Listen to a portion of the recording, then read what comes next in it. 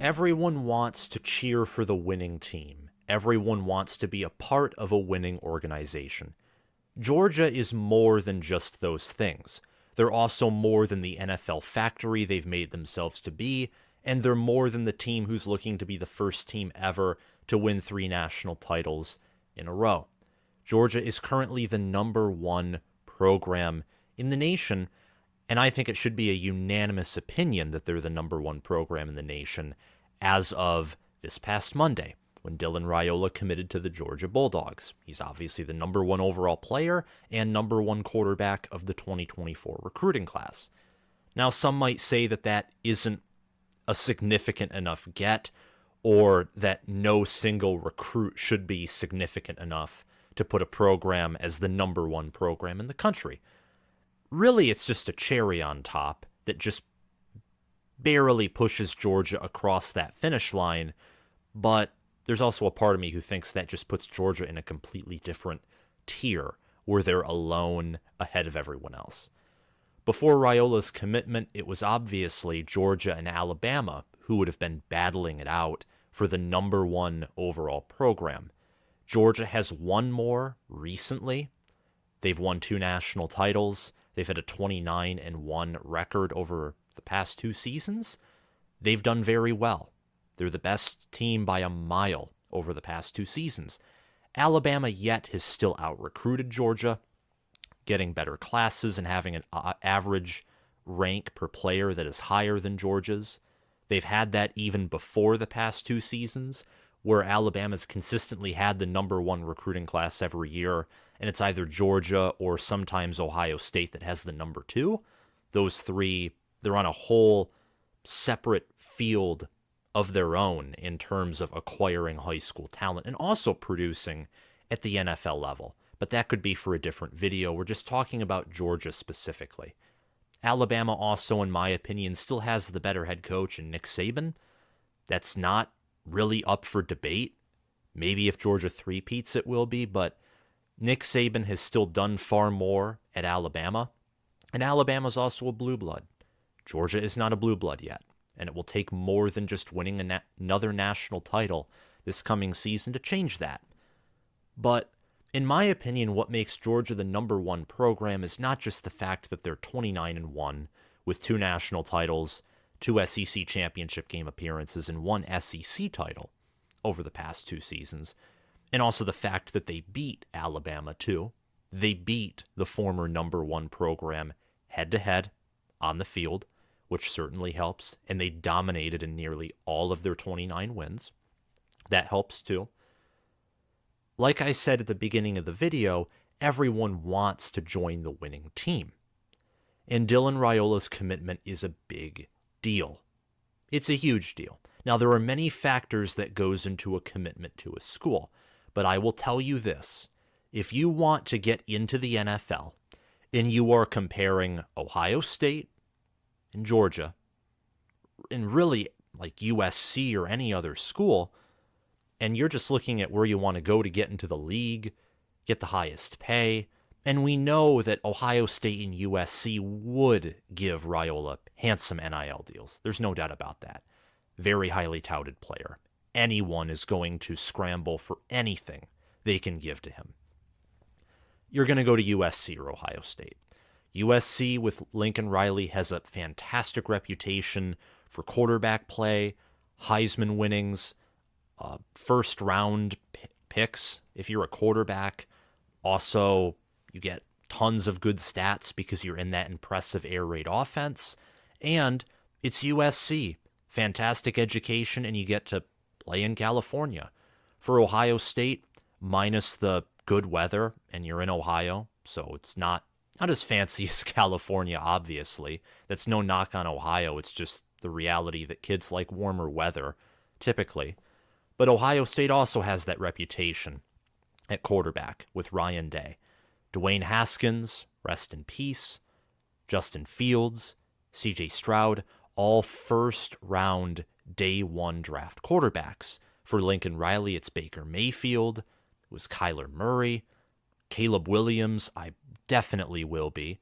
And Jalen Hurts, who transferred in from Alabama, but Lincoln Riley really polished him up as a quarterback. He was a day 2 pick.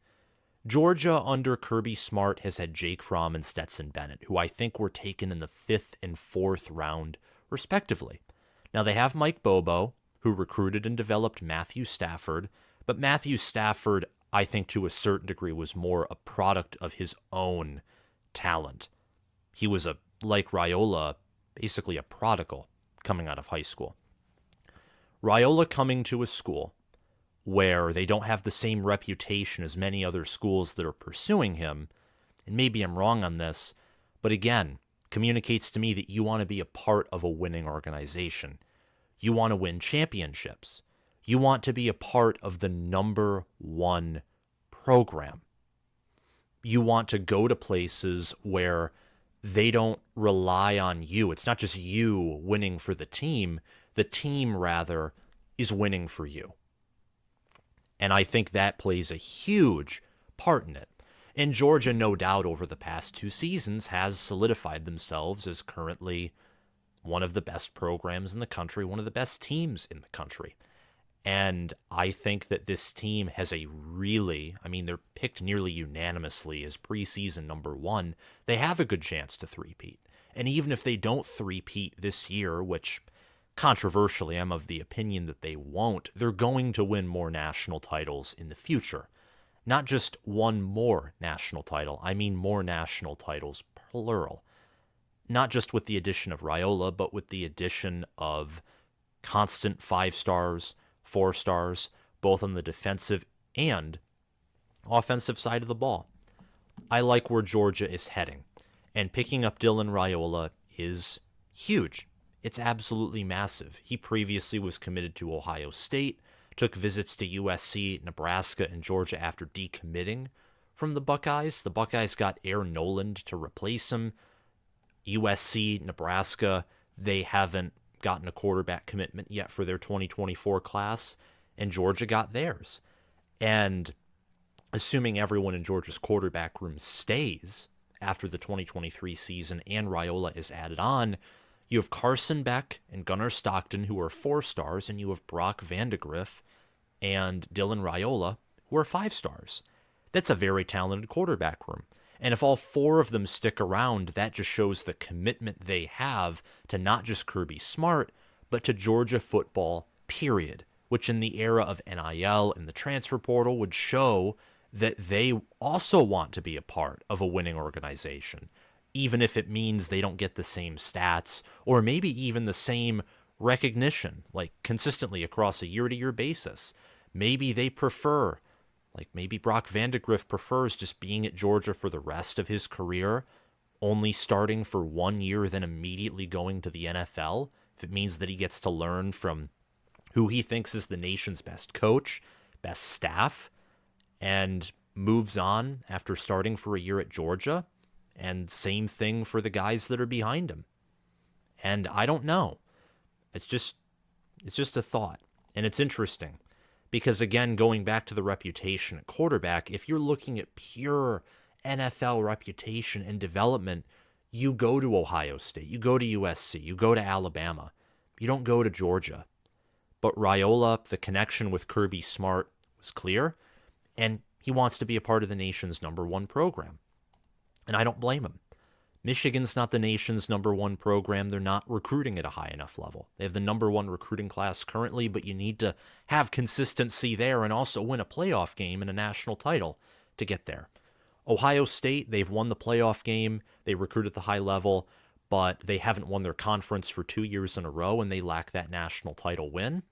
For Alabama, I think not winning the national title for 2 years in a row and looking as bad as they have in every game over the past 2 seasons, minus that one ridiculously impressive game against Georgia in the SEC title in 2021, I don't think they're the nation's number 1 program. They're number 2 because they've won a playoff game. They've reached the national title.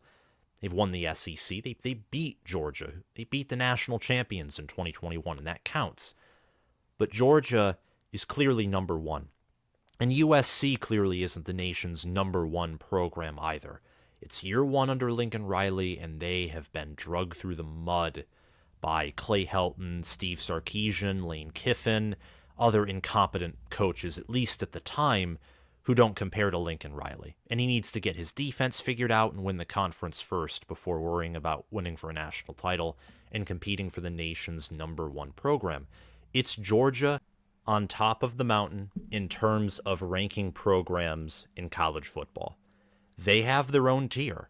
They are the #1 program, and right now, I don't think anyone is competing with them for that #1 spot. I think Bama is clearly at #2. I think Ohio State and Michigan would round out the top 4, with Michigan probably being at #3, Ohio State at #4, but there's an argument to switch them around. Anyway, I want to get into roster talent before I specifically talk about the recruiting classes, or at least return to the recruiting classes. Georgia's offense and defense, I think, will continue to perform at an elite level. I think that even with the departure of Todd Monken, Stetson Bennett, and defensively, obviously Jalen Carter is gone, Keely Ringo, and other key players, Georgia consistently has proven that they can reload. And I think offensively, the O-line and tight end form the base of this offense, and I think the skill players, while they're not as prioritized, just looking at how Georgia loves to play ball, how they like to run, utilize their tight ends as almost their primary receiving threats, their skill players are impressive this year, minus running back. And running back, you still have above average to good talent.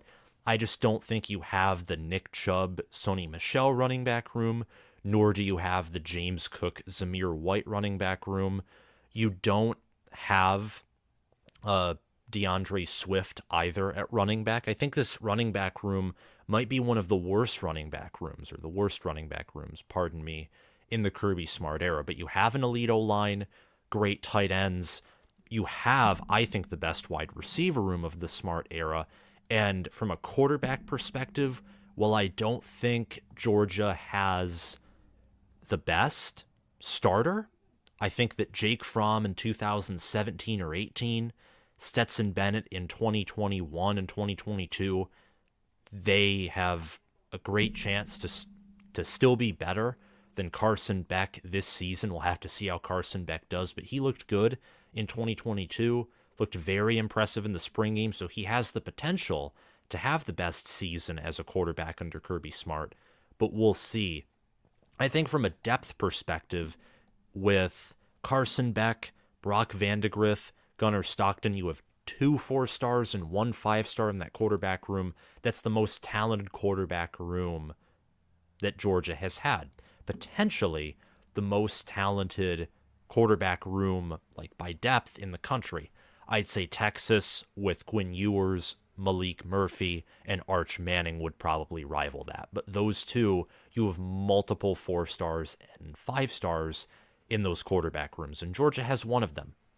The only concerns I have offensively are at running back. Talked about this already briefly. I think there's a lack of star talent there, and I don't think it's going to be a big concern because it's still above average to good talent, and the offensive line, that's primarily what helps run the run game anyway, is the offensive line, and Georgia has an elite offensive line. Mike Bobo is the other concern. I think he's a good to great offensive coordinator overall. Didn't like the hire initially, but with many things, my initial reaction to them and then looking into them further, the instant reaction versus thinking about it for a little while longer, I think he's a good offensive coordinator.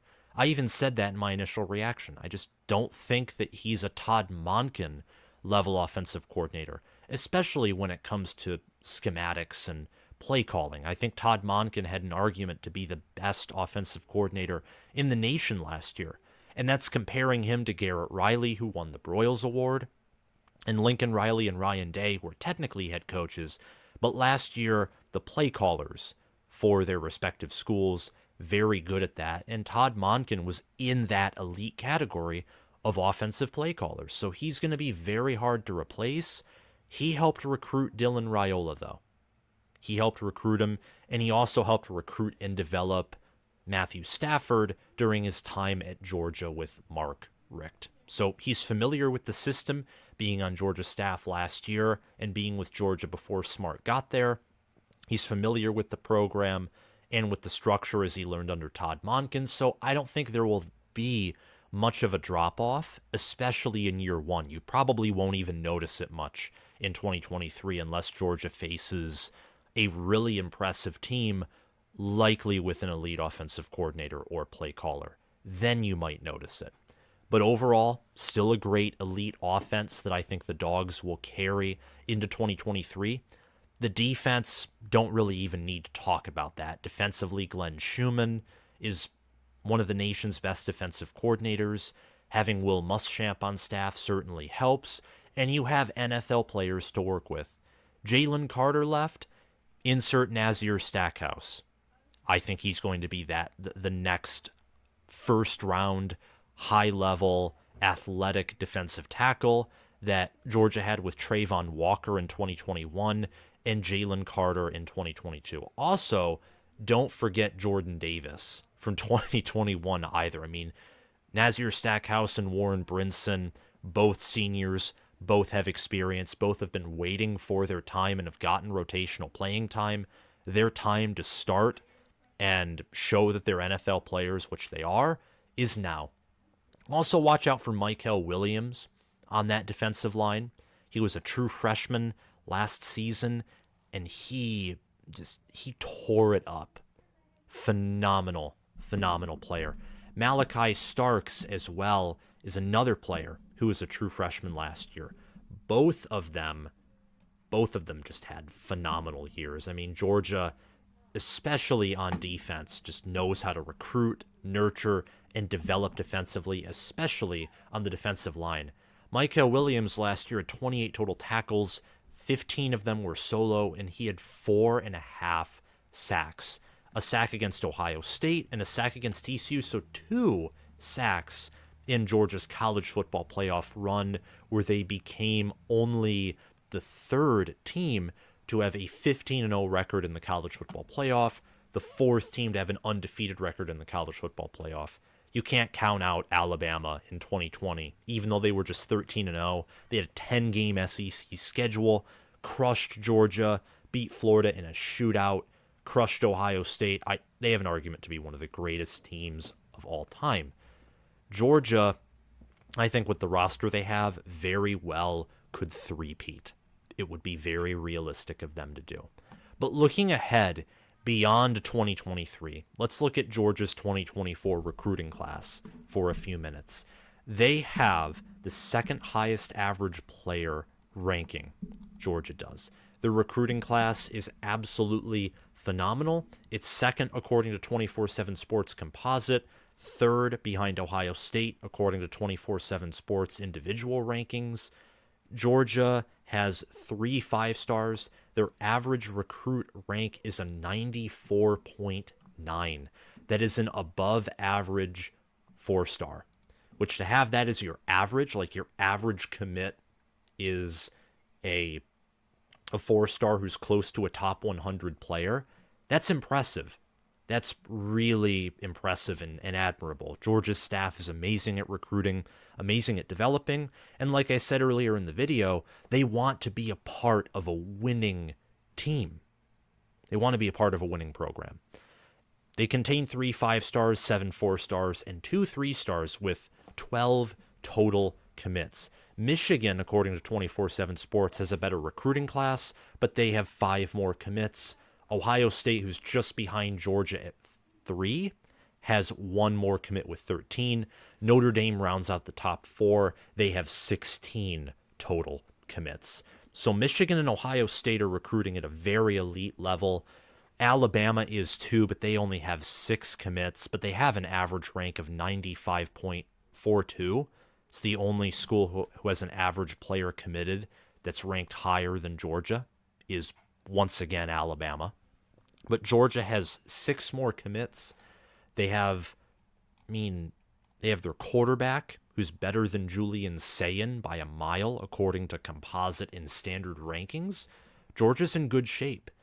Dylan Raiola committed to the Bulldogs on Monday, and there are 7 other 5-stars being targeted, and not just defensive players. These include 3 5-star wide receivers. There's an article that I'm going to link down below, ESPN, talking about Dylan Raiola's commitment. 6'3", 220 pounds from Pinnacle High School in Phoenix, Arizona. He chose Georgia over USC and Nebraska, previously committed to Ohio State, obviously. He was a legacy recruit from Nebraska. Obviously, if you're a quarterback, you're going to want to go to USC because of Lincoln Riley's reputation. He also had some ties to Georgia. And Raiola said that I learned a lot from his first experience. Or I learned a lot from my first experience. I shouldn't be misquoting him. My apologies. This time around, I took my time and never felt rushed or pressured to commit, Raiola said. Was able to have conversations with my family, my pastors, and mentors. The stability allowed me to be still, be patient, and allow God to guide me. I appreciate every coach that has invested in getting to know me and my family. And he committed to Georgia. He threw for 3,341 yards, 32 touchdowns, and 5 interceptions during his sophomore campaign. As a junior, he threw for 2,435 yards, 22 touchdowns, and 5 interceptions. Ohio State filled the spot with ESPN 300 quarterback Aaron Noland. Nebraska, USC haven't gotten high school recruits yet at quarterback. Nebraska added transfer Jeff Sims, who replaced Casey Thompson, and they have a deep quarterback room. USC got Caleb Williams coming back, and obviously Malachi Nelson, if you're USC, who just enrolled with the program, and Miller Moss. So again, they have an elite quarterback room as well. Nebraska's is great. I didn't mean to say as well. But again, 7 5-stars being targeted. It's crazy. And before, this is a common theme, Georgia would recruit super well on the defensive side of the ball. Offensively, they'd still recruit great, but they wouldn't develop as well, and the recruiting, too, just wasn't there. But now the offense is priority, too, as you can see by the 3-star wide receivers being targeted, the 3 wide receivers. And to me, it's clear that Kirby Smart is building the nation's best program with elite recruiting, but not just elite recruiting, elite development, and elite schematics as well. So I expect Georgia to be the nation's premier dynasty moving forward. And I say this not really with disrespect to Nick Saban. However, he is getting old. I still think he has another national title potentially within him, maybe more, but Kirby Smart's younger. He's currently beating Nick Saban in recruiting. He finally beat him on the field in 2021. And over the past 2 seasons, Kirby Smart has had the better football team. So I think Georgia's the nation's #1 program currently. Thank you guys for watching. If you like this video, please hit that like button, subscribe to the channel, comment your thoughts down below, and hit the notification bell so you can get notified when I post more content. Thank you all for watching, and I'll see you guys around. Bye-bye.